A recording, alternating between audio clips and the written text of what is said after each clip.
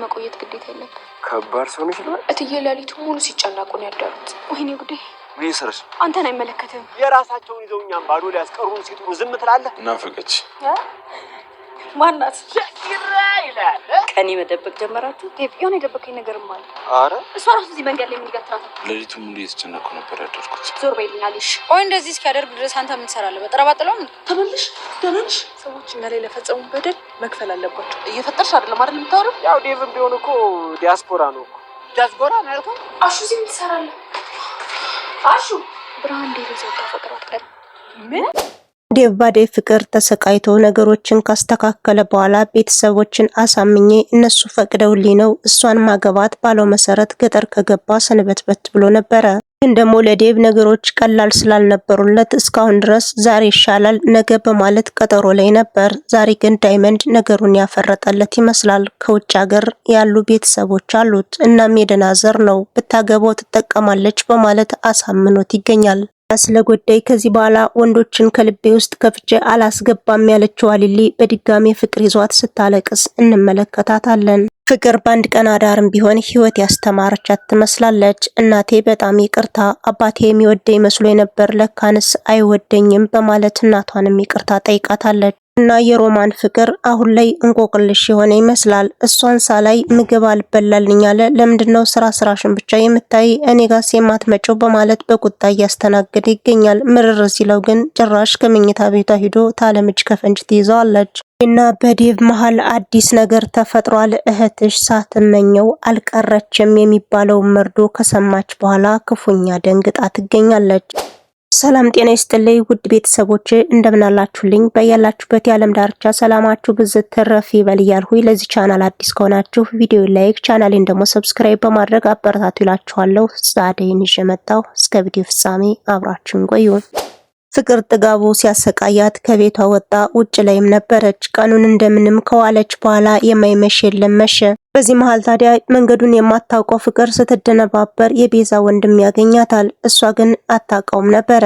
እሱ በደንብ የአይን ፍቅር ሳይዘው አልቀረም። እንዴት ስትቆጭ ያምርብሻል በማለት ስትቆጣውም እሷን እየተመለከተም ነበር። ከቤትሽ ልመልስሽ ሲላትም ከእናቴ ጋር ተጣልቻለሁ አልመለስም ትለዋለች።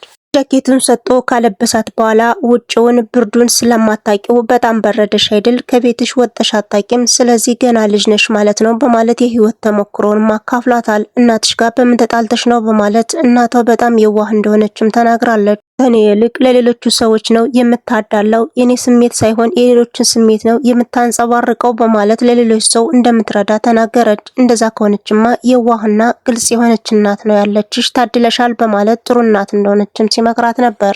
በፊት ጥጋብ ያሰቃየኝ ነበረ። እናቴ ያለች እንዳንቺ አይነት ስሜት ይሰማኝ ነበረ። እናቴ ከሞተች በኋላ ግን አሁን ላይ ህይወት ምን እንደሆነች በደንብ ተምሬያለሁ። ስለዚህ ስታጫት ከምታመሰግኛት አሁኑኑ ይቅርታ ጠይቀሻት ግቢ በማለት ተሞክሮና አካፍሏት ወደ ቤቷ እንድትመለስ አድርጓል። ታለም ከግቢ ስትወጣ በጣም አናዳት ስለነበረ ዙራ ህይወት ስታስተምራት ትመለሳለች ያለቻት ልጅ የውሃ ሽታ ስትሆንባት ክፉኛ እየተንቆራጠጠች ነበር። ልጅ እምኑ ገብተሽ ይሆን ምን በላብኝ ይሆን በማለት የእናት አንጀት አይችልምና ስትንደፈደፍ እናያታለን። ባቡሬ ከባድ ችግር ሳይፈጥር አልቀረም። ሊሊ መንታመንታውን ያስነባት ነገር ምንድነው? ከዚህ በፊት አፍቅር ያለው ፍቅር ይዞኛል በማለትም ነግሯት ነበር። ማንን ነው ያፈቅርኸው በማለት ድንግጥ ብላም ሰምተው ነበር። እናም ፍቅር ይዞኛል ማናት ልጅቱ እኔ ያውቃታለሁ ወይ ለምንድነው የማታስተዋውቀኝ በማለት ከላይ የሚተነፍስ ጥያቄም ጠይቀችው። አፋጠጥሽኝ እኮ ስለምትቀኝ ከሷ ዘንድ አልወስድሽም ደግሞ በዛ ላይ በጣም ቆንጆ ናት በማለት እንደገና እንድትቃጠል አደረጋት። ሊሊም ነገርየው ስሬት ስለሆነባት ምንድነው የሚያስፈልግ ነገር ካለ እኔ ጠይቅልሃለሁ እንዳናግራት ከፈለክ በማለት አንተ መልካም ሰውና ጥሩ ሰው እንደሆን በደንብ እናገርልሃለሁ፣ እሷ የማታውቀው ነገር ካለ እኔ ግልጽ አድርጌ ነግራታለሁ በማለት ስለሱ መልካምነት እየመሰከረች ነው። ከቤት ከሄደች በኋላ ግን መንታውን ታነባዋለች። ምን ሆነሽ ነው በማለት አደይ ስትጠይቃትም ቢኪ ከሌላ ሰው ፍቅር ይዞታል በማለት እና ፍቅር ቢይዘው ምን ችግር አለው በማለትም ቀለል አድርጋ ትመልስላታለች። አደይ ሳላቀው ቢኪን ተመኝቸዋለሁ መሰለኝ፣ አሁን በጣም ጨነቀኝ፣ እሱን ማጣት አልፈልግም በማለት እሱን ትወጂዋለሽ ወይ የፍቅር ጥያቄስ ቢያቀርብልሽ ትቀበይዋለሽ የሚል ጥያቄ ተጠይቃም እሱን አላደርግም ብላታለች። ሌላ በኩል ባቡሬ በሌሊት ነበር የተነሳው። ምን ሆነህ ነው ልጅ በጧት የተነሳው በማለት እናቱም ጠይቀው ነበር። አይ ወደ ስራ ቦታ ደርሽ ልምጣ ብዬ ነው በማለት ሽምጥጥም አድርጓታል። ቅጥልም ተከታትላ መጣ ጠይቀው ነበረ። የት ልትሄድ ነው ስትለውም ናፈቀች በማለት በግልጽ አማርኛ ያወራታል። ማን ናፈቀ ሲባልም ሊሊ በጣም ናፍቀኛለች፣ ጭንቅ ጭንቅ ያለኝ ነው፣ ምን እንደሆነች አላቅም፣ ስለዚህ አይቻት ልምጣ በማለት ያለውን እውነት ይናገራል። ፍቅር መጥፋት እናቲቱ በጣም ስለተጨናነቀች አሁን እታለም ምን እንደምታደርግ ግራ ገብቷት ትገኛለች። ለሰዎችም ደውይልኝ በማለት ሮማንን ታዛታለች። ሮማንም አሹን መጣ ታለም እየተጨናነቀች ስለሆነ እባክህን ፈልጋት በማለትም ነግረው ነበረ። አሹም አፈፍ አድርጎ ታዲያ ምን ላድርጋት ፍቅር እንደወለ ሰዎች ደንታ የላትም ሮማኔ በማለት በፍቅር አይንም እየተመለከተ ሲያወራ አለልኝ አሽከርነቱ ምርር ብሎኛል ባዶዬን እስከሚያስቀር ድረስ አልጠብቀውም በማለት ጎላ ያለ አማርኛውን ተናግሯል። እንዴት ነው የምትናገረኝ በማለት አትንኮኝ ባዩ ያደይ አባት አንዳንድ ነገሮችንም ተነጋግረው ነበር። ታዲያ በዚህ መሃል ጫኔ ሊገላግላቸው ችሏል። ጫኔም ነገሩ እንዳይባባስ ብሎ በማሰብ ራቅ አድርጎ ከወሰደ በኋላ ጓደኛውንም አናግሮት ነበር። እንዴት ነው የምትናገረው? ያችን አረቂ ጠጥተህ ነው አይደል እንደዚህ ድፍረት ያገኘኸው በማለትም ጠይቆት ነበር። ሰክሬ አይደለም ግን ደግሞ አሽከርነቱ ምርር ስላለኝ ስለዚህ በኋላ ከነ ዳይመንድ ጎን ነው መሆን ብሎታል። የባቡሬ እናት ወንድምሽ የት ነው ሄደው በማለት ቅምጥልን ጠይቃት ነበር። ቅምጥል ግን የት እንደሄደ አላቅም በማለት ሽምጥጥ አድርጋታለች። እንግዲህ ስለ ፍቅር ተሞክሮም አንዳንድ ነገር ነግራታለች። ጉስ ሰሞኑን የት ሄዶ ነው የጠፋ በማለት ስለ ፍቅረኛዋም ጠይቃት ነበር። አይ እሱማ ስራ ካልያዝኩኝ አላገባሽም አለኝ ትላታለች። እንደዛ ከሆነማ በጣም አሪፍ ነው የሚሆነው፣ እንደዚህ በራሱ እንዲቆም እርጅው አግዥው በማለት ተሞክሯን አካፈለቻት። አበበ ሄለንን ይዞ በሰላም ወደ ከተማ ገብቶ አደይ የተቀበለቻቸው ትገኛለች። እንግዲህ የጓደኛዬ ቤት አለ ከሷ ቤት ታርፋላችሁ በማለት እነሱን ለመቀበል ሽርንጉድ እያለች ነው። ወጣ ገጠሩ የተመቻት ትመስላለች። ፊልሟንና ቪዲዮዋን እንዲሁም ፎቶዋን እየቀራረጸች ትገኛለች። ያለውን ነገር በደንብ እያስተናገደች ነው። ወንዝ ዳርም ተቀምጣ እግሯን ስትታጠብ ብቻ አየሩን በደንብ እያጣጣመችው እንመለከታታለን።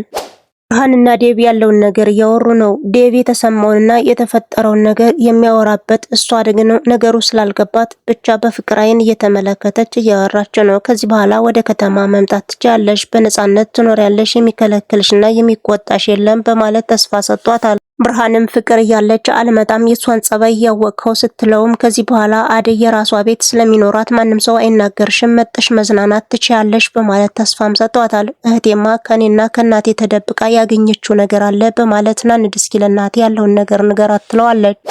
ባቡሬ ከሊሊ ጋር ከመጣ በኋላ ከአይንሽ ላይ ፍቅር እየተመለከቱ ነው፣ ፍቅር ሳይዝሽ አይቀርም በማለት እንግዲህ ነገሮችን እያባባሳቸው ነው። እሷም እንግዲህ ምን ዋጋ አለው ትለዋለች። ያ ማለት ከሌላ ሰው ፍቅር ይዞሃል ለኔ አትጠቅመኝም ማለቷ ነበረ። ባቡሬም ስለ አደይ አንስቶ ዴቭንም ጠይቆ ነበር። እሱ ልጅ ምን ሆኖ ነው በዛው ቀረ ሲላት እንግዲህ ነገሮች አልተስተካከሉም መሰለኝ ተሎ አልተመለሰም ትለዋለች። አሁን እኮ ለሽምግልናው አንቺ ብትሄጂ እስካሁን ይሸማገሉ ነበር በማለት ቀልድና ጨዋታውንም ጨምሮ ነበር። ደግሞ ሽማግሌ ያደረከኝ በማለት ትስቃለች። ታለም በእንቅልፍ ልቧ ሆና ፍቅር ልጄ የት ሄደሽብኝ ይሆን በማለት ቅጀት ውስጥ ላይ ነበረች። ታዲያ ፍቅር በሩን ከፍታ ከገባች በኋላ ቀጥታ ወደ ታለም ነበር ያመራቸው። እናቴ በጣም ይቅርታ ለማለት በጣም ጓጉታ ነበረ። ታለምም ከነቃች በኋላ ፍቅርን ፊት ለፊቷ ስታያት በጣም ደስ ብሏት ነበር። ተመለስሽ እንዴ በማለት በፍቅር አይን ተመለከተቻት። አዎ አባቴ የሚወደኝ መስሎኝ ነበር ለካንስ አይወደኝም በማለት ስለ አባቷ ማውርታለች። ባለቤቷ ምንም መጥፎ ሰው ቢሆንም ከልጇ ፊት ደግሞ ስለ አባቷ መጥፎነት ማውራት አልፈለገችም። አባትሽ ይፈልግሻል፣ በጣም ነው የሚወድሽ፣ አሁን አይደለም አሁን ሌላ ሰዎች ቀይረውት ነው እንጂ አባትሽ እንደዚህ አልነበረም በማለት ስለ አባቷ መልካምነት ነግራታለች። ዴቭ ድፍረቱን አጥቶ መናገር የከበደውን ሀሳብ ዳይመንድ ነገሮችን ፍርጥርጥ ሳያረጋቸው አልቀረም። የአደይን አባት ካገኘው በኋላ ስለ መሬት ትንሽ ነገር አውርቶት ብቻ እንዳይበሳጭ አድርጎት ነበር። ነገሮችን ቀስ በቀስ ወደ አደይም ወስዶታል። አደይ መልካም ልጅ አለች፣ ሁሉም ሰው የሚመኛት ሁሉም ሰው የሚናፍቃትና የሚወዳት ልጅ አለች። እናም ከፈረንጅ ሀገር የመጣ ባልም መጦላት እሷ ግን አሻፈሬ ብላለች በማለት ጀግንነቷንም በዛው ተናግሮላታል። የኔ ልጅ እኮ ማንም ሰው አይነካትም፣ ማንም ሰው እንዲነካታ አትፈቅድም፣ አትልከሰከስም በማለት ጨዋነቷንም ተናገረ። ዳይመንድ ነገሮች ስር ከሰደዱ ላይቀር በማለትም ስለ ዴቭ አንዳንድ ነገር ብሏል። ስለ ዴቭ ብታቅ ኑሮ ቤተሰቦቹ ፈረንጅ ሀገር ነው የሚኖሩ፣ የማንዘር እንደሆነ ብታቅ ኑሮ ራሱ ይመኙት ነበር በማለት ስለ ዴቭ መልካምነት አወራ።